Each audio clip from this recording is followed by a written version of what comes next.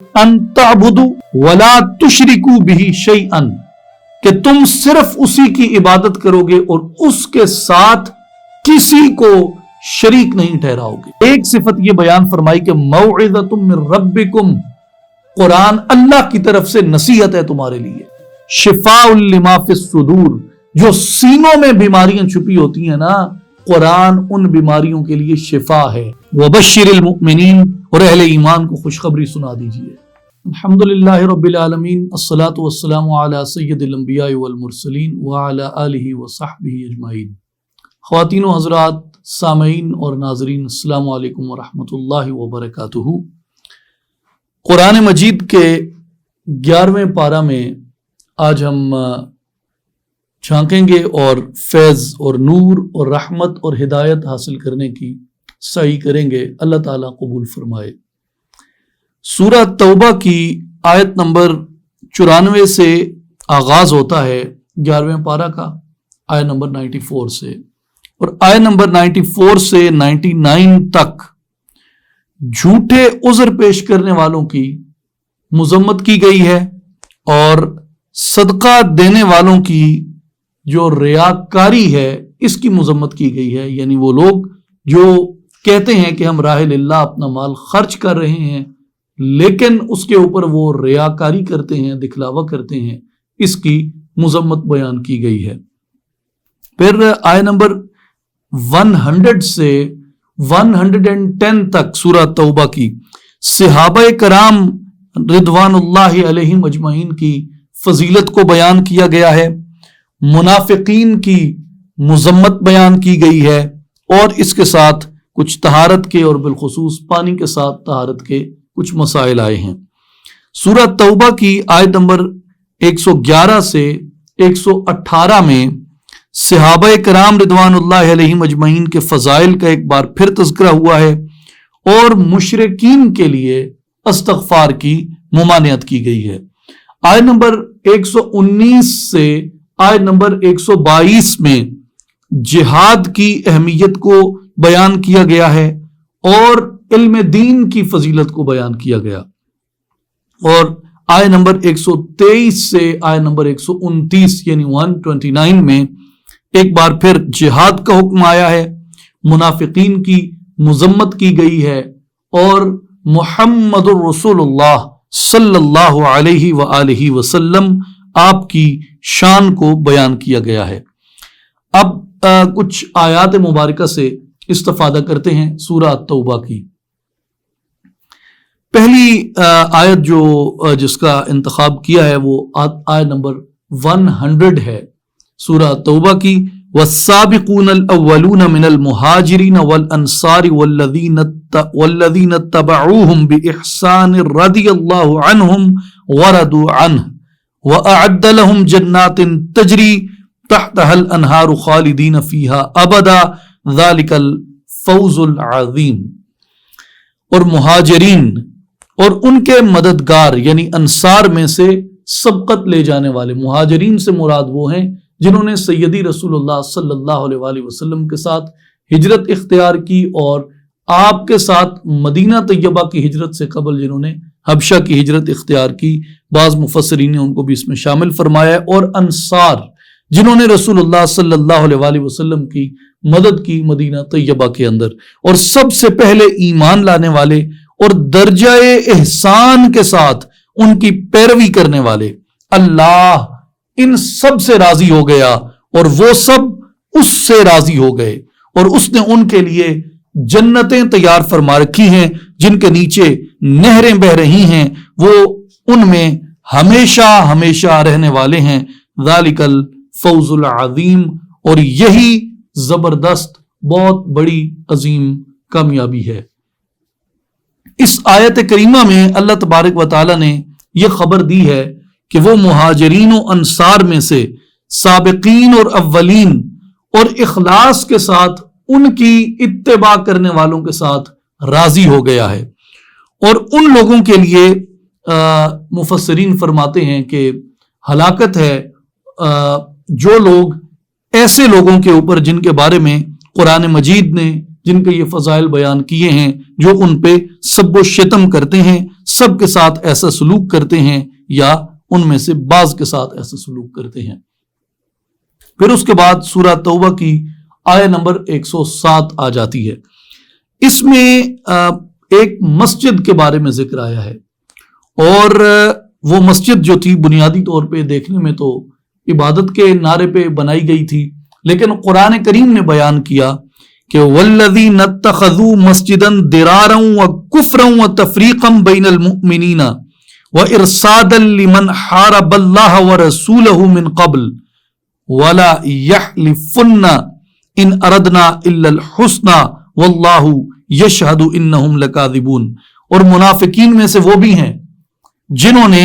ایک مسجد تیار کی ہے مسلمانوں کو نقصان پہنچانے اور کفر کو تقویت دینے کے لیے، اور اہل ایمان کے درمیان تفرقہ پیدا کرنے اور اس شخص کی گھات کی جگہ بنانے کی غرض سے جو اللہ اور رسول صلی اللہ علیہ وآلہ وسلم سے پہلے ہی جنگ کر رہا ہے۔ وہ ضرور قسمیں کھائیں گے، جنہوں نے مسجد بنائی ہے وہ ضرور قسمیں کھائیں گے کہ ہم نے اس مسجد کے بنانے سے سوائے بھلائی کے اور کوئی ارادہ نہیں کیا۔ قرآن مجید فرماتا ہے اور اللہ گواہی دیتا ہے کہ وہ یقیناً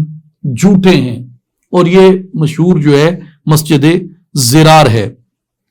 پھر اللہ تبارک و تعالیٰ نے ایسی مسجد میں حضور صلی اللہ علیہ وآلہ وسلم کو کھڑا ہونے کی ممانعت فرمائی کہ جو مسجد مسلمانوں کے نقصان کی غرض سے یا اہل ایمان کے درمیان تفرقہ پھیلانے کی غرض سے جو قائم کی گئی، اور دین کے ساتھ ایک مخاصمت کی غرض سے جس مسجد کو قائم کیا گیا، فرمایا لا تقم فیہ ابدا، کہ اے حبیب مکرم صلی اللہ علیہ وسلم آپ اس مسجد کے نام پر بنائی گئی عمارت میں کبھی بھی کھڑے نہ ہوں۔ لمسجد اسس علی التقوی من اول یوم احق ان تقوم فیہ، البتہ وہ مسجد جس کی بنیاد پہلے ہی دن تقوی پر رکھی گئی ہو، وہ اس بات کی حقدار ہے اے حبیب مکرم صلی اللہ علیہ وسلم کہ آپ اس کے اندر قیام فرما ہو۔ فیہ رجال یحبون ان یتطہروا واللہ یحب المطہرین، اور اس میں ایسے لوگ ہیں جو ظاہراً اور باطناً پاک رہنا پسند کرتے ہیں، اور اللہ تبارک و تعالیٰ بھی طہارت شعار لوگوں سے محبت فرماتا ہے جو پاکیزگی کے ساتھ کھڑے رہتے ہیں۔ اس آیت میں حضور نبی کریم صلی اللہ علیہ وآلہ وسلم کو منافقین کی بنائی ہوئی مسجد ضرار میں کھڑے ہونے سے اللہ تبارک و تعالیٰ نے منع فرمایا، اور مفسرین نے روایت کیا ہے کہ منافقین جمعہ کے دن اس مسجد کو بنا کر فارغ ہوئے تھے، انہوں نے جمعہ ہفتہ اور اتوار کو اس مسجد میں نمازیں پڑھی، اور پیر کے دن یہ مسجد جو تھی اس قرآنی حکم کے بعد گرا دی گئی۔ اور اللہ تبارک و تعالیٰ نے اس مسجد میں نماز پڑھنے کی پہلی وجہ یہ بیان فرمائی تھی کہ یہ مسجد جو ہے اس میں نماز نہ پڑھنے کی جو پہلی وجہ بیان فرمائی وہ یہ تھی کہ یہ مسجد مسلمانوں کو ضرر پہنچانے، کفر پھیلانے اور مسلمانوں میں تفرقہ ڈالنے کے لیے اور پھوٹ ڈالنے کے لیے بنائی گئی، اور جو شخص اللہ اور اس کے رسول صلی اللہ علیہ وآلہ وسلم سے جنگ کرتا ہے اس شخص کی کمین گاہ کے طور پہ اس مسجد کو بنایا گیا۔ سو مسجد بنانے کی پہلی بنیاد یہ بیان کی کہ ایسی مسجد اس بات کی مستحق ہے کہ اس میں مومنین کھڑے ہوں، اس میں رسول اللہ صلی اللہ علیہ وسلم قیام فرمائیں، جو مسجد بر بنیاد تقوی استوار کی گئی ہو۔ اس کے بعد آیت نمبر 111 میں ہم آتے ہیں۔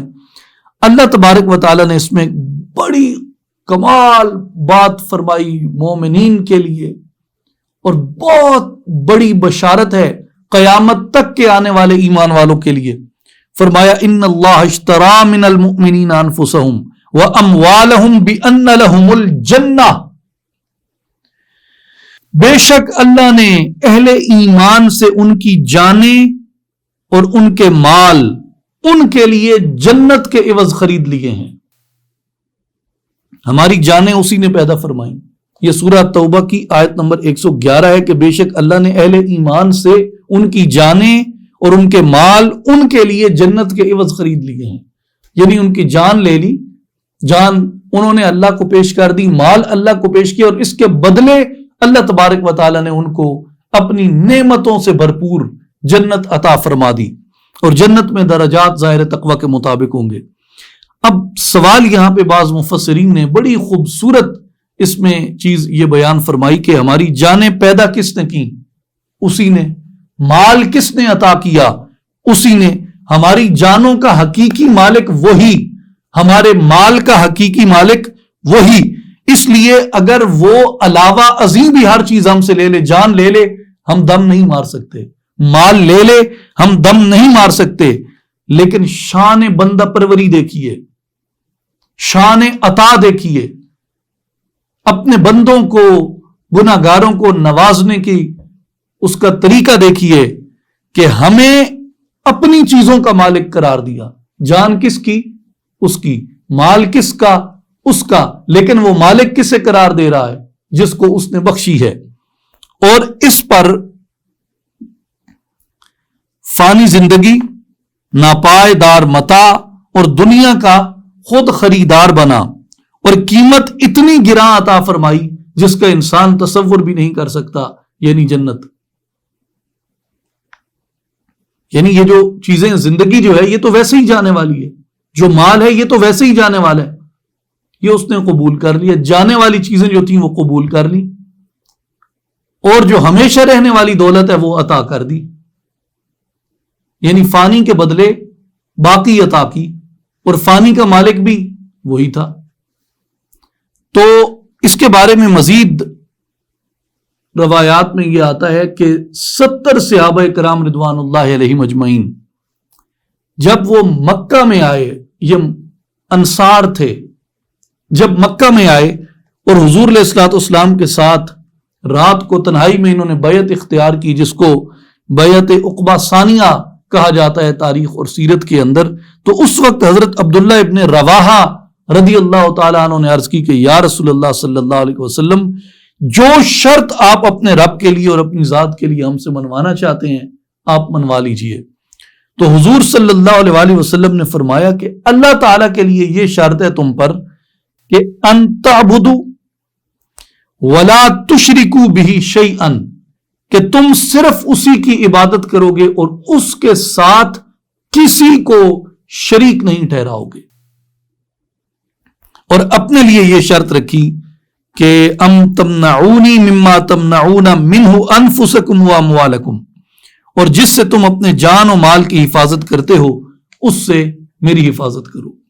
انصار نے عرض کی یا رسول اللہ صلی اللہ علیہ وسلم، اگر ہم یہ شرطیں قبول کر لیں، اگر ہم یہ شرطیں آپ کی مان لیں تو اس کے عوض ہمیں کیا ملے گا؟ سرکار دو عالم صلی اللہ علیہ وآلہ وسلم نے فرمایا کہ اس کے عوض اللہ کے ساتھ شریک نہ ٹھہرانے اور اس کی عبادت کرنے کے عوض اور میری حفاظت کرنے کے عوض اللہ تبارک و تعالیٰ تمہیں جنت عطا فرمائے گا۔ تو خوشی سے ان کے دل باغ باغ ہو گئے، کہنے لگے یا رسول اللہ صلی اللہ علیہ وسلم، یہ سودا تو بڑا نفع مند ہے، اب ہم اس سودے کو نہ خود توڑیں گے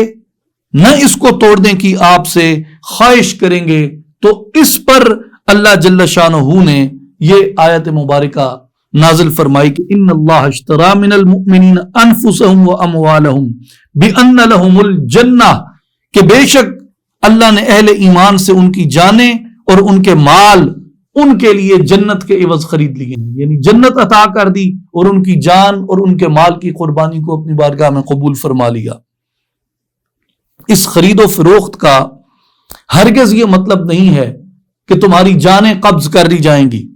اور تمہارے مال اور اسباب کو تم سے چھین لیا جائے گا، جیسے عام طور پہ خریدار میں اور دینے والے میں یہ معاملہ ہوتا ہے کہ وہ اپنا قبضہ لیتا ہے، جو خریدار ہوتا ہے وہ آ کے اس چیز کا قبضہ لے لیتا ہے۔ بلکہ اس کا مدعا یہ تھا کہ جب ضرورت پڑے گی میرے دین کے لیے تم اپنی جانیں پیش کر دو گے، اور جب ضرورت پڑے گی میرے دین کے لیے تم اپنا مال بھی پیش کر دو گے، یعنی اپنی جان سے بھی بڑھ کے اور اپنے مال سے بھی بڑھ کے میرے مصطفیٰ سے پیار کرو گے۔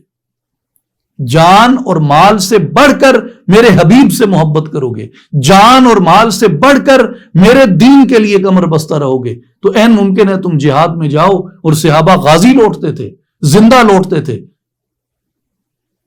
غازی لوٹتے، زندہ لوٹتے، پھر مال پیش کرتے جہاد کے لیے، لیکن جب جاتے تو مال غنیمت میں سے ان کو حصہ ملتا۔ جانے نظر کرنے، جانے پیش کرنے، مال پیش کرنے سے مراد یہ ہے کہ وہ اپنی جان قربان کرنے سے ہچکچاتے نہیں تھے، اپنا مال قربان کرنے سے ہچکچاتے نہیں تھے، تو اس کے عوض ان کو آخرت میں تو جنت ملے گی۔ لیکن مفسرین کرام فرماتے ہیں کہ صحابہ کرام رضوان اللہ علیہم اجمعین کو دوہرا اجر ملتا، اور مجاہدین اسلام جو ہیں، جو اسلام کے لیے کھڑے ہوتے ہیں، اللہ کے لیے اور رسول اللہ صلی اللہ علیہ وسلم کے لیے کھڑے ہوتے ہیں، انہیں دوہرا اجر ملتا ہے۔ جنت کا وعدہ تو ہو گیا ان کے ساتھ، جنت کا وعدہ ہو گیا ان کے ساتھ، دنیا میں بھی جب وہ غازی لوٹتے ہیں تو ان کو ایک بار پھر جان عطا کر دی جاتی ہے، اور جب مال غنیمت ان کو ملتا ہے ایک بار پھر ان کو مال عطا کر دیا جاتا ہے، اور وہ اس بخشی ہوئی جان کو ایک بار پھر پیش کر دیتے ہیں، اس دیے ہوئے مال کو ایک بار پھر پیش کر دیتے ہیں۔ تو وہ فرماتے ہیں کہ صحابہ کرام کو اس پہ دوہرا اجر ملا، اور جتنے بھی صحابہ کرام رضوان اللہ علیہم اجمعین جنہوں نے اپنا جان اور مال آقا پاک علیہ الصلوۃ والسلام کی بارگاہ میں پیش کیا، ان کے لیے اللہ تبارک و تعالی نے اعلان فرما دیا بِأَنَّ لَهُمُ الْجَنَّةِ، ان کو جنت کی بشارت ہے۔ اس لیے مفسرین نے، فقہاء نے، محدثین نے، مورخین اسلام نے فرمایا کہ تمام صحابہ جنتی ہیں۔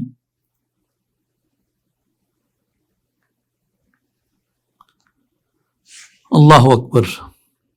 اور اسی آیت مبارکہ کی تفسیر میں علامہ روح المعانی حضرت ابو الفضل مفتی بغداد محمود احمد آلوسی رحمۃ اللہ علیہ نے اپنی تفسیر روح المعانی میں، اور امام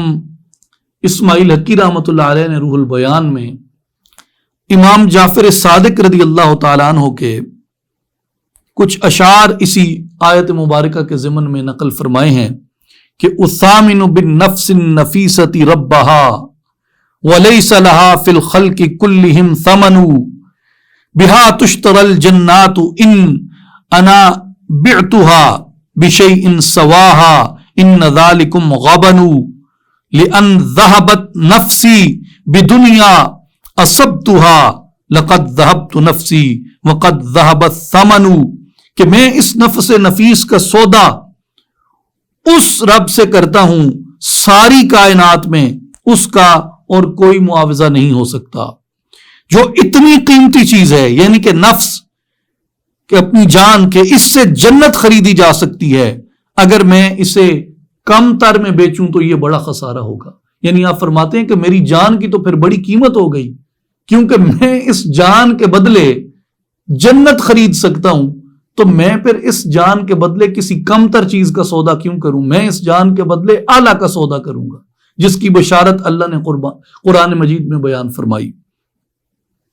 اور اگر میں نے اپنی جان دنیا کے حصول میں ضائع کر دی تو میں نے اپنے نفس کو بھی برباد کیا اور قیمت کو بھی ضائع کر دیا۔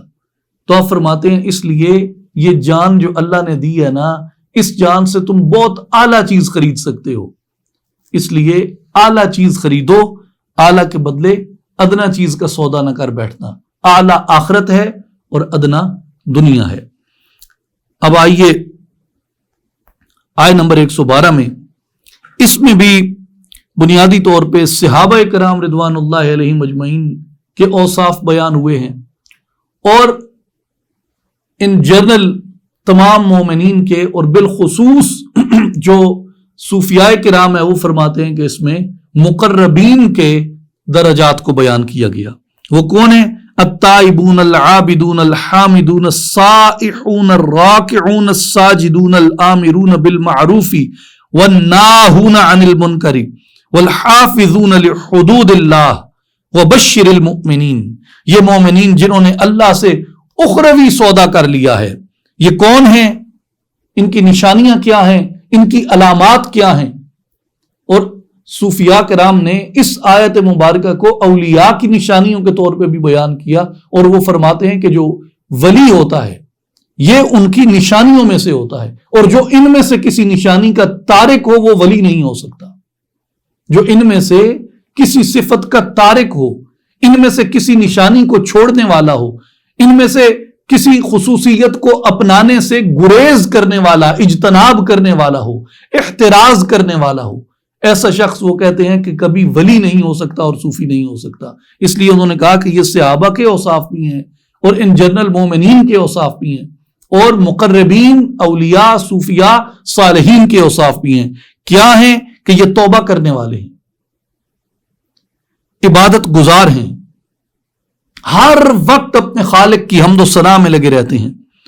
دنیاوی لذتوں سے کنارہ کش ہو کر روزہ دار ہو جاتے ہیں، خشوع اور خضوع، عجز اور انکساری کے ساتھ رکوع کرنے والے ہیں، راکعون، رکوع کرنے والے ہیں، ساجدون، اور یہ قرب الہی کی خاطر اللہ تعالیٰ کے حضور اپنی پیشانی ٹیک دینے والے اور سجدے کرنے والے ہیں، نیکی کا حکم کرنے والے ہیں، نیکی کا حکم کرتے ہیں، برائی سے روکتے ہیں، یعنی امر بالمعروف اور نہی عن المنکر کو قائم کرتے ہیں، والحافظون لحدود اللہ، اور اللہ کی مقرر کردہ حدود کی حفاظت کرنے والے ہیں، وبشر المؤمنین، اور اہل ایمان کو خوشخبری سنا دیجیے۔ اس لیے صوفیاء کی، صالحین کی ہر زمانے میں یہ نشانیاں رہی ہیں جو اللہ نے میرے پاک نبی کے پاک اصحاب کی بیان کی۔ کیا؟ پھر یاد کر لیں، اور ان علامات سے اولیاء کو پہچانیں، ان علامات سے اللہ والوں کو پہچانیں۔ کیا ہیں؟ توبہ کرنے والے، عبادت گزار، اللہ کی حمد و ثنا اور اس کا ذکر کثرت سے کرنے والے، دنیاوی لذتوں سے کنارہ کش ہونے والے، روزہ دار، خشوع اور خضوع سے رکوع کرنے والے، قرب الہی کی خاطر سجدے کرنے والے اللہ کے حضور، امر بالمعروف اور نہی عن المنکر کو قائم کرنے والے، اور اللہ تبارک و تعالیٰ کی مقرر کردہ حدود کی حفاظت کرنے والے۔ تو یہ 9 اوصاف ہیں ان کے جو اللہ تبارک و تعالیٰ نے بیان فرمائے ہیں اس آیت مبارکہ کے اندر۔ پھر اس کے بعد ایسے لوگ جو اس منزل کے حصول کے متلاشی ہوں کہ ہمارے اندر یہ صفات پیدا ہو جائیں کہ ہم بھی اپنے اندر یہ مومنانہ صفات پیدا کر لیں کہ توبہ کرنے والے ہوں، عبادت گزار بن جائیں، اس کا ذکر کثرت سے کرنے والے ہوں، اس کے حضور اپنی پیشانیوں کو رگڑنے والے ہوں، اس کے حضور عجز و نیاز سے رکوع کرنے والے ہوں۔ تو یہ صفات جو اپنے اندر پیدا کرنا چاہیں ان کے لیے اللہ تبارک و تعالیٰ نے راستہ بتا دیا کہ وہ کیا راستہ اختیار کریں۔ فرمایا یا ایھا الذین آمنوا اتقوا اللہ وکونوا مع الصادقین، ایمان والو اس کا راستہ تمہارے پاس یہ ہے کہ تم اللہ سے ڈرتے رہو اور اہل صدق کی معیت اختیار کرو، جن کو اللہ نے صدق عطا فرمایا ہے۔ اور جو صدق ہے یہ کیا ہے؟ صدق ولایت کی بنیاد ہوتا ہے۔ سیدنا پیران پیر شیخ عبد القادر جیلانی رحمت اللہ تعالی علیہ، آپ کے بارے میں غبطۃ الناظر فی ترجمت عبد القادر میں حافظ ابن حجر عسقلانی رحمت اللہ علیہ جو بہت عظیم امام ہیں فن حدیث کے اندر، فقہ کے اندر، شوافع میں، حتیٰ کہ احناف میں، اشاعرہ ماتریدیہ میں بڑا مقام ہے آپ کا۔ حافظ ابن حجر عسقلانی رحمت اللہ علیہ نے غبطۃ الناظر میں سیدنا شیخ عبد القادر جیلانی رحمت اللہ علیہ کے اوصاف کے بارے میں جب بات کا آغاز کیا تو وہ کہتے ہیں کہ حضرت شیخ عبد القادر جیلانی سے سوال کیا گیا کہ آپ نے اپنے تقوی کی بنیاد کس چیز پہ رکھی کہ آپ کو اتنے بڑے بڑے مقامات اللہ نے عطا کیے؟ تو میرے پیر دستگیر پیران پیر شیخ عبد القادر جیلانی رحمت اللہ علیہ نے جواب فرمایا کہ میں نے اپنی سیرت کی، میں نے اپنے تقوی کی، اپنے اعمال کی، اور یہ ولایت جو مجھے عطا کی گئی اس سب کی بنیاد میں نے صدق کے اوپر رکھی ہے۔ تو صدق جو ہے یہ ایک ولی کی سب سے بنیادی نشانی ہوتا ہے اور اس کا وصف ہوتا ہے۔ اور اس سے نہ صرف علماء معانی نے، نہ صرف علماء روحانی نے، بلکہ دیگر مفسرین نے بھی وَكُونُوا مَعَ الصَّادِقِينَ سے مراد اولیاء اور صالحین کی صحبت کو لیا ہے کہ اللہ والوں کی مجلس میں کثرت سے بیٹھا کرو، اس لیے کہ وہ خود بھی سچے ہوتے ہیں، صدق پہ قائم ہوتے ہیں اور تمہیں بھی اپنے صدق کی خیرات عطا فرمائیں گے۔ پھر آگے قرآن مجید میں سورہ توبہ میں آگے اللہ تعالیٰ نے ارشاد فرمایا لقد جاءکم رسول من انفسکم عزیز علیہ ما عنتم حریص علیکم بالمؤمنین رؤوف الرحیم، کہ بے شک تمہارے پاس تم میں سے ایک باعظمت رسول تشریف لے آئے، تمہارا تکلیف اور مشقت میں پڑنا ان پہ سخت گراں گزرتا ہے،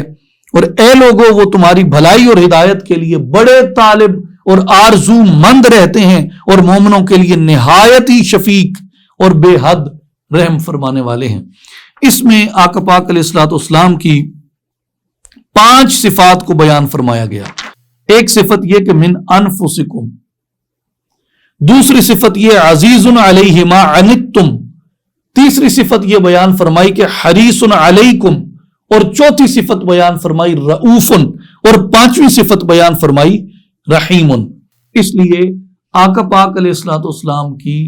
یہ صفات کو بیان کرنے والی ایک جامع ترین آیت مبارکہ ہے جو سورہ التوبہ میں اس مقام پہ اللہ تبارک و تعالی نے نازل فرمائی ہے، اور اس کا آگے بھی ہم ایک ذکر کریں گے، لیکن فی الحال ہم سورہ یونس جو ہے اس کے اوپر ہم گفتگو کرتے ہیں۔ اس کے بعد سورہ یونس شروع ہوتی ہے۔ اب سورہ یونس اور سورہ توبہ کی آپس میں کیا مناسبت ہے؟ ویسے تو اس کی کئی مناسبتیں ہیں، لیکن جیسا کہ ہم نے سورہ توبہ کی آخری آیت کا ذکر کیا کہ سورہ توبہ کا اختتام ہوتا ہے لَقَدْ جَاءَكُمْ رَسُولٌ مِّنْ أَنفُسِكُمْ پہ، یعنی سورہ توبہ کا اختتام رسالت کے اوپر ہوا، اور سورہ یونس کی ابتدا جو ہے وہ رسالت سے کی گئی۔ اکان للناس عجبا ان اوحینا الی رجل منہم، کیا لوگوں کو اس پر تعجب ہوا ہے کہ ہم نے انہی میں سے ایک مقدس مرد پر وحی نازل فرمائی ہے۔ تو پیچھے بیان فرمایا کہ تمہی میں سے ہم نے اس رسول کو جلوہ گر فرمایا ہے، اور یہاں پہ فرمایا کہ تمہیں اس بات پہ کیوں تعجب ہے کہ ہم نے تمہیں میں سے ایک مقدس مرد کے اوپر اپنی وحی جو ہے یہ نازل فرمائی ہے۔ تو یہ بنیادی ایک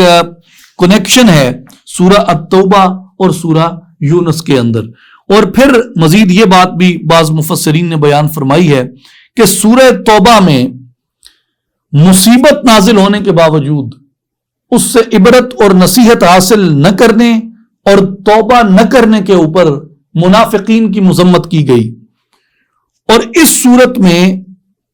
یعنی سورہ یونس میں ان کا حال بیان کیا گیا جو کسی مصیبت کے موقع پہ اللہ سے فریاد کرتے ہیں، اور جب وہ مصیبت ٹل جاتی ہے تو پھر اسی طرح ہو جاتے ہیں جیسے انہوں نے کبھی اللہ تعالیٰ کو پکارا ہی نہ ہو۔ اسی طرح سورہ توبہ کی ابتدا اللہ تعالیٰ نے اللہ اور رسول صلی اللہ علیہ وآلہ وسلم کی طرف سے مشرکین سے بیزاری کا اعلان کرتے ہوئے فرمائی تھی، اور اس میں مسلمانوں کو یہ حکم دیا کہ مشرکین کو جہاں پائیں قتل کر دیں، یعنی سورہ توبہ میں۔ اور یہ جو سورت ہے سورہ یونس، اس میں بھی رسول اللہ صلی اللہ علیہ وآلہ وسلم سے یہ فرمایا کہ وہ مشرکین سے بیزاری کا اعلان فرما دیں۔ یہ کچھ مناسبتیں ہیں جو گزشتہ سورت اور آنے والی سورت کے درمیان مفسرین بیان فرماتے ہیں، اس لیے کہ پڑھنے والوں کے اور سننے والوں کے ذہن میں یہ بیٹھ جائے اور یہ جان لیں اور یہ معلوم کر لیں کہ قرآن مجید کی جو یہ مصحفی ترتیب ہے یہ عین اس حکمت الہی کے اوپر قائم ہے، اور یہ قرآن مجید کی حقانیت اور صداقت کے اوپر ایک دلیل ہے کہ گو کہ یہ مختلف حصوں میں نازل ہوا، لیکن اگر آپ اس کی ترتیب کو دیکھیں تو یہ لا شک اور لا ریب ہے، اس میں شک اور شبہ کی گنجائش نہیں رہ جاتی۔ پھر سورہ یونس کا جو نام ہے اس کی ایک تو وجہ تسمیہ یہ بیان کی گئی کہ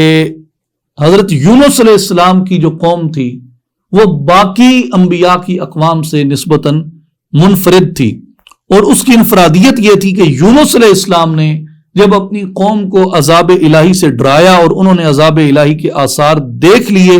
تو وہ اللہ تعالیٰ پر اور حضرت یونس علیہ السلام پر ایمان لے آئے، اور ان کا ایمان لانا جو تھا وہ ان کے لیے نفع آور ثابت ہوا اور ان سے عذاب کو اٹھا لیا گیا۔ اس لیے اس سورت کو حضرت یونس علیہ السلام کے اسم مبارک سے منسوب کیا گیا ہے۔ اب سورہ یونس کے خلاصے کی جانب آتے ہیں۔ آیت نمبر 1 سے آیت نمبر 10 میں نزول قرآن کی حکمت بیان کی گئی، قدرت الہی کے دلائل اس میں بیان کیے گئے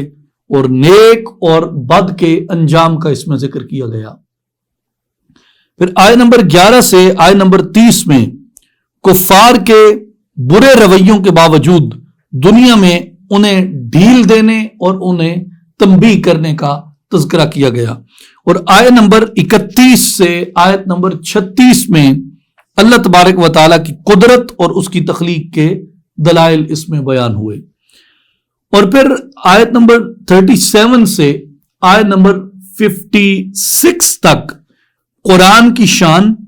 اور منکرین کی مذمت بیان کی گئی۔ پھر آیت نمبر 57 سے آیت نمبر 70 تک قرآن مجید کی فضیلت بیان کی گئی ہے، اولیاء کرام کی شان بیان کی گئی ہے اور کفار کی مذمت بیان کی گئی ہے۔ پھر آیت نمبر 71 سے آیت نمبر 74 تک حضرت نوح علیہ السلام اور دیگر انبیاء کی تبلیغ پر ان کی قوموں کی سرکشی اور ان کا انجام بیان کیا گیا۔ آیت نمبر 75 سے آیت نمبر 92 میں حضرت موسیٰ علیہ السلام کی بعثت اور آمد پر فرعونیوں کی سرکشی اور ان کے انجام کا ذکر ہے۔ آیت نمبر 93 سے 97 تک بنی اسرائیل کی ناشکری کا بیان ہے اور آقا کریم علیہ السلام کو حق پہ رہنے کی تلقین قرآن مجید میں آئی، اور پھر آیت نمبر 98 سے آیت نمبر 100 میں حضرت یونس علیہ السلام کی قوم کے نجات پانے کا بیان ہے۔ پھر آیت نمبر 101 سے آیت نمبر 103 میں کفار مکہ کو دعوت فکر دی گئی ہے اس سورہ مبارکہ میں آنے والے مضامین کی روشنی میں، اور پھر آیت نمبر 104 سے آیت نمبر 109 میں اہل مکہ کو نصیحت آموز انتباہ کیا گیا ہے۔ پھر اس میں ایک دلیل ہے حضور نبی پاک شہ الاولاق صلی اللہ علیہ وآلہ وسلم کی نبوت کے اوپر۔ سورہ یونس آیت نمبر 16 میں اس کو دیکھتے ہیں، فرمایا قُلْ لَوْ شَاءَ اللَّهُ مَا تَلَوْتُهُ عَلَيْكُمْ وَلَا أَدْرَاكُمْ بِهِ فَقَدْ لَبِثْتُ فِيكُمْ عُمْرًا مِّن قَبْلِهِ أَفَلَا تَعْقِلُونَ۔ فرما دیجئے کہ اگر اللہ چاہتا تو نہ ہی میں اس قرآن کو تمہارے اوپر تلاوت کرتا اور نہ وہ خود تمہیں اس سے باخبر فرماتا، بے شک میں اس قرآن کے اترنے سے قبل بھی تمہارے اندر اپنی عمر کا ایک بڑا حصہ بسر کر چکا ہوں، سو کیا تم لوگ عقل نہیں رکھتے؟ اس کے اوپر مفسرین کرام نے 2 طرح کے دلائل قائم فرمائے ہیں اس آیت مبارکہ کے اوپر، اور یاد رکھیں کہ انبیاء کرام میں حضور نبی کریم صلی اللہ علیہ وآلہ وسلم کی ذات گرامی ایک ایسی ذات گرامی ہے جن کی عمر کو، ان کی گزشتہ زندگی کو، جبکہ انہوں نے ابھی ظاہری طور پہ اعلان نبوت نہیں کیا تھا، جس زندگی میں جن 40 برسوں میں، ان 40 برسوں کو بھی حضور علیہ السلام کی نبوت کی دلیل بنا کے پیش کیا قرآن مجید کے اندر۔ اب اس کی 2 آگے مزید چیزیں جو ہیں، اس کے 2 تناظرات مفسرین نے بیان فرمائے ہیں، 2 ایسپیکٹ سے اس کے اوپر گفتگو فرمائی۔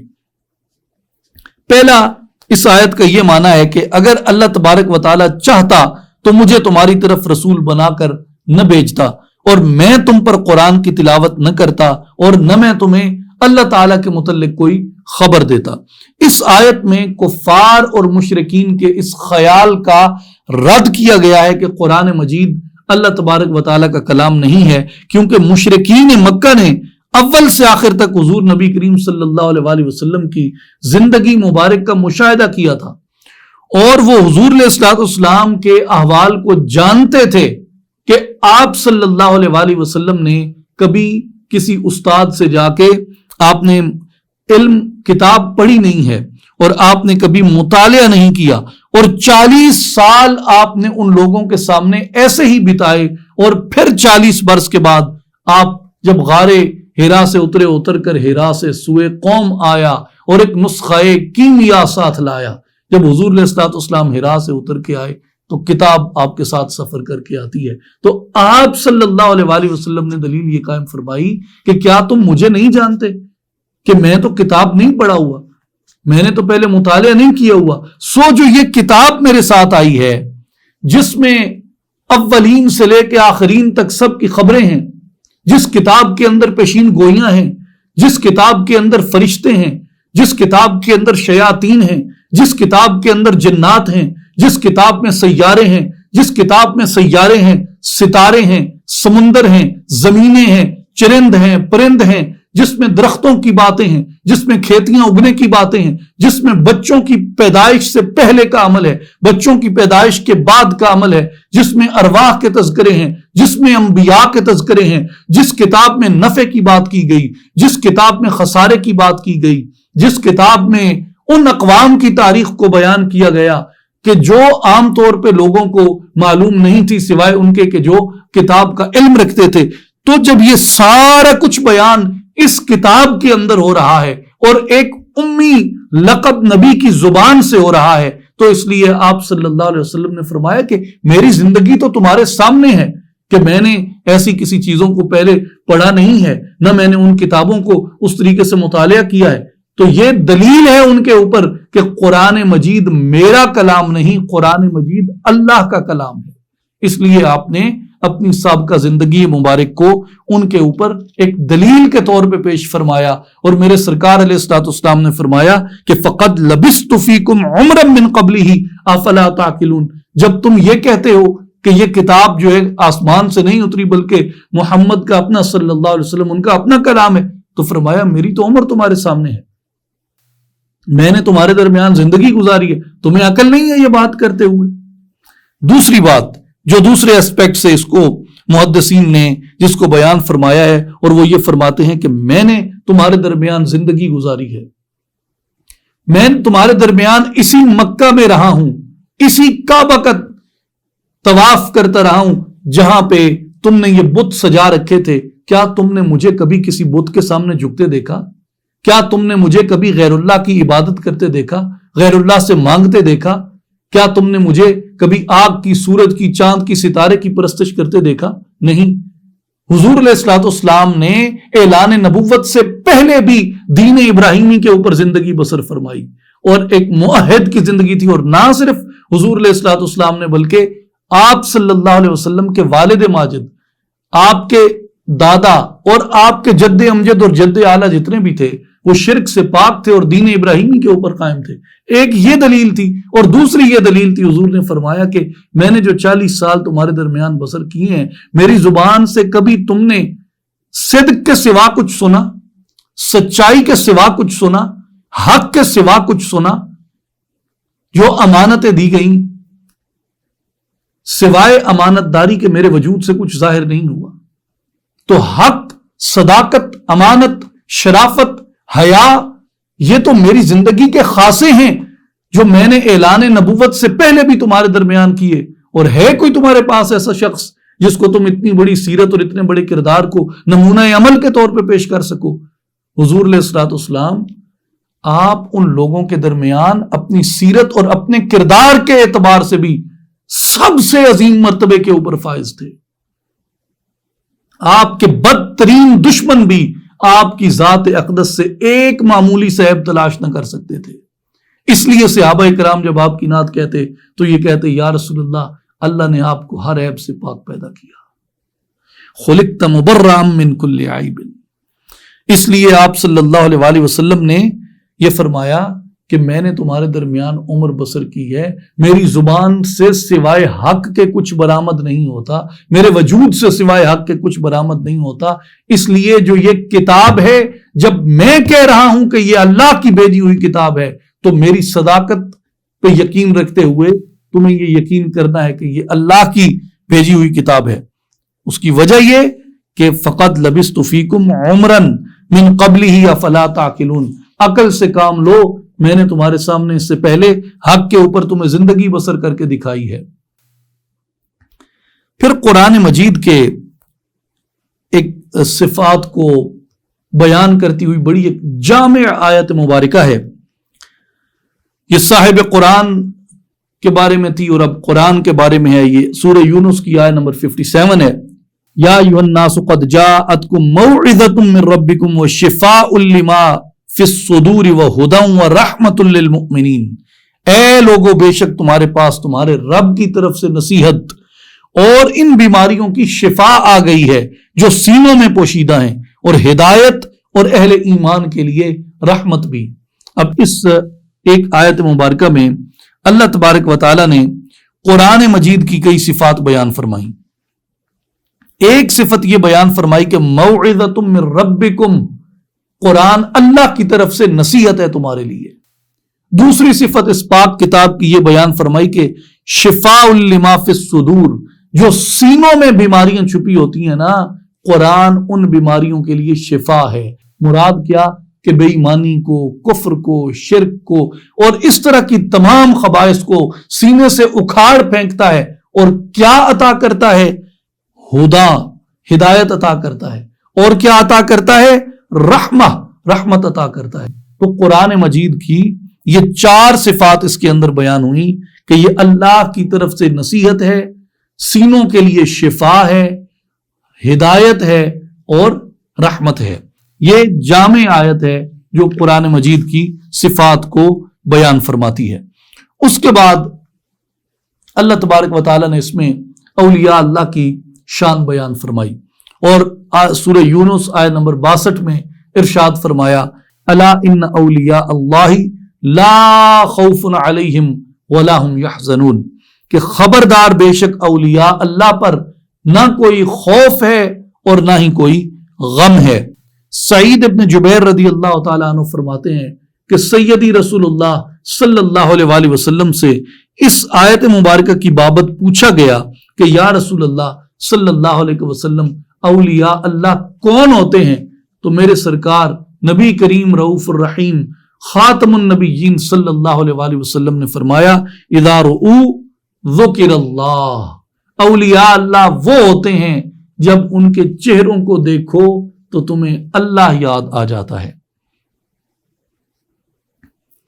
حضرت عمر ابن خطاب رضی اللہ تعالیٰ عنہ نے اس آیت مبارکہ کی وضاحت میں فرمایا کہ میں نے سیدی رسول اللہ صلی اللہ علیہ وآلہ وسلم کو یہ فرماتے ہوئے سنا کہ بے شک اللہ تعالیٰ کے بندوں میں سے کچھ بندے ایسے ہیں جو نہ انبیاء ہیں نہ شہداء ہیں، جو نہ انبیاء ہیں نہ شہداء ہیں، لیکن قیامت کے دن اللہ تبارک و تعالیٰ کی بارگاہ میں ان کو اتنے اونچے رتبے عطا ہوں گے کہ انبیاء بھی اور شہداء بھی ان کے رتبوں کو دیکھ کے رشک کریں گے. عرض کی گئی، یا رسول اللہ صلی اللہ علیہ وسلم، آپ ہمیں ارشاد فرمائیے کہ وہ کون لوگ ہیں اور یا رسول اللہ ان کے اعمال کیا ہیں تاکہ ہم ان سے محبت کرنے لگ جائیں. تو رسول اللہ صلی اللہ علیہ وآلہ وسلم نے فرمایا، وہ ایسی قوم ہے جو آپس میں نسبی رشتہ داری کے بغیر اور مال کے بغیر، جن کے سبب وہ ایک دوسرے سے مہربانی کرتے ہیں، وہ آپس میں محض اللہ کی رضا کے لیے، اللہ کی خوشنودی کے لیے ایک دوسرے سے محبت کرتے ہیں. اور اس کی آگے تفسیر میں فرمایا گیا کہ ان کی محبت کی نشانیوں میں سے ایک یہ ہے کہ وہ جو آپس میں محبت کرتے ہیں ان کی ہر مجلس اللہ کے لیے بپا ہوتی ہے اور وہ ہر مجلس کا اختتام اللہ کے لیے کرتے ہیں. یعنی جمع بھی ذکر پہ ہوتے ہیں اور منتشر بھی ذکر کے اوپر ہوتے ہیں. اور پھر فرمایا آگے حضور نے کہ بے شک ان کے چہرے نور ہوں گے، وہ بلا شبہ نور کے منبروں پر ہوں گے، وہ خوف زدہ نہیں ہوں گے. جب لوگوں کو خوف ہوگا ان کو خوف نہیں ہوگا، جب لوگ غم زدہ ہوں گے یہ لوگ غم زدہ نہیں ہوں گے. اور پھر آقا پاک علیہ الصلوۃ والسلام نے اس آیت کی تلاوت فرمائی، الا ان اولیاء اللہ لا خوف علیہم ولا هم یحزنون، بے شک اولیاء اللہ پر نہ کوئی خوف ہے اور نہ ہی وہ رنجیدہ اور غمگین ہوں گے. اس کے بعد سورہ ہود آ جاتی ہے. سورہ ہود میں پہلی آیت میں قرآن مجید کا اللہ تبارک و تعالیٰ کی طرف سے نازل ہونا، اس کے اوپر دوبارہ بیان کیا گیا۔ اور آیت نمبر 2 سے 5 میں اللہ تبارک و تعالیٰ کی عبادت کرنے اور اس سے استغفار کرنے کا بیان ہے۔ اور سورہ ہود کا نام جو ہے سورہ ہود اس لیے رکھا کہ اس میں حضرت ہود علیہ السلام اور ان کی قوم عاد کا ذکر ہے۔ اب اس کی سورہ یونس کے ساتھ جو خاص مناسبت ہے وہ یہ کہ سورہ ہود کے مضامین میں سورہ یونس کے مضامین کی طرح ہیں،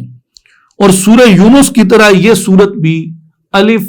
لام را سے شروع ہوتی ہے، اور اس کا اختتام اللہ تعالیٰ کی توحید، قرآن کریم کی صداقت اور سیدی رسول اللہ صلی اللہ علیہ وآلہ وسلم کی نبوت کی حقانیت اور اسلام کے پیغام کے اوپر ہوتا ہے۔ اور اس میں تفصیل کے ساتھ قیامت، حساب و کتاب، جزا اور سزا کا ذکر ہے، اور قرآن مجید کے اعجاز کا ذکر ہے، اور اس کی آیات کے محکم ہونے کا ذکر ہے، جیسا کہ سورہ یونس کے اختتام میں بھی اسی نوع کی آیات آئی ہیں۔ جس طرح سورہ یونس میں انبیاء سابقین کا یعنی گزرے ہوئے انبیاء کا ذکر تھا، اسی طرح سورہ ہود میں بھی ان انبیاء کا ذکر آیا ہے۔ سورہ یونس میں حضرت نوح علیہ السلام، حضرت موسیٰ علیہ السلام اور حضرت یونس علیہ السلام کا ذکر تھا، لیکن اس صورت میں ان کے علاوہ حضرت ابراہیم علیہ السلام کا، حضرت صالح علیہ السلام کا، حضرت لوط علیہ السلام کا اور حضرت شعیب علیہ السلام کا ذکر مبارک بھی موجود ہے۔ مزید تفصیل سورہ ہود کی ہم 12ویں پارے کے درس میں بیان کریں گے۔ 11ویں پارے کی سمری، آیات کی تعداد 150 ہے، جس میں سورہ توبہ کی 94 سے لے کے 129 تک آیات ہیں، اور سورہ یونس کی 1 سے لے کے 109 تک آیات ہیں، اور سورہ ہود کی 1 سے 5 تک آیات ہیں۔ آسمانی کتب میں قرآن مجید کا ذکر آیا، توریت کا ذکر آیا، انجیل کا ذکر آیا۔ انبیاء کرام علیہ السلام میں بہت تعداد میں انبیاء کا ذکر آیا۔ مثال کے طور پہ حضرت موسیٰ علیہ السلام کا، حضرت ہارون علیہ السلام کا، حضرت ابراہیم علیہ السلام کا، حضرت نوح علیہ السلام کا، حضرت یونس علیہ السلام کا، اور سیدی رسول اللہ صلی اللہ علیہ وآلہ وسلم کا۔ واقعات میں بہت واقعات بیان ہوئے، جن میں ایک واقعہ فرعون کے غرق ہونے کا بھی ہے، اور اقوام میں قوم یونس علیہ السلام کا ذکر آیا ہے، بنی اسرائیل کا ذکر آیا ہے، اور مساجد میں مسجد قباء کا اور مسجد زرار کا ذکر آیا ہے۔ اللہ تبارک و تعالی ہمیں اولیاء کرام سے محبت کی توفیق عطا فرمائے، تبع تابعین سے، اہل بیت اطہار سے محبت کی توفیق عطا فرمائے، صحابہ کرام رضوان اللہ علیہم اجمعین سے محبت کی توفیق عطا فرمائے، اور سید الانبیاء خاتم النبیین محمد الرسول اللہ صلی اللہ علیہ وآلہ وسلم کی ذات گرامی سے محبت کی، حضور کی اطاعت کی، اور کثرت سے حضور کی ذات اقدس پہ درود و سلام پڑھنے کی توفیق عطا فرمائے۔ ہمارے ظاہر اور باطن کو قرآن مجید سے منور فرمائے۔ رمضان المبارک کی بابرکت گھڑیاں ہیں، اللہ تعالی ہماری تمام نیک دعاؤں کو قبول و منظور فرمائے۔ وآخر دعوانا ان الحمد للہ رب العالمین۔